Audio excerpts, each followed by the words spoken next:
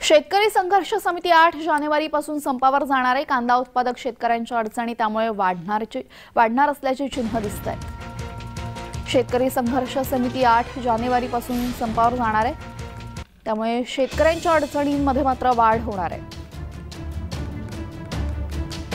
शेतकऱ्यांचा पूर्णपणे ताकदीनिशी पाठिंबा राहील आणि 8 तारखेपासून या संपाला नक्कीच यश येईल असं मला वाटतं। आणि जास्तीत जास्त शेतकऱ्यांनी तुमच्या माध्यमातून आवाहन करतो की 8 तारखेपासून सर्व शेतकऱ्यांनी या संपात सहभागी व्हावं आणि या सरकारला दाखवून द्यावं शेतकरी आता संघटित झालेला आहे।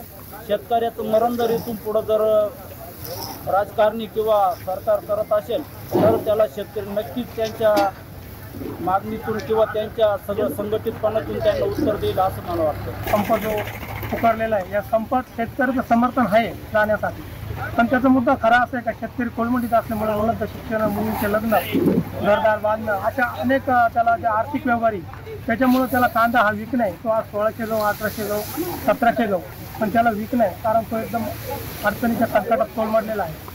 आता याच्यातून आम्ही शेतकऱ्यांनी असं एक ठरवलेलं आहे का याला सामोरे जाताना आता आपलं तर सरकार ऐकत नाही, याच्यासाठी आम्ही निर्यात बंदी तर मतदान बंदी असं आम्ही धोरण अवलंबणार आहोत शेतकऱ्यांसाठी।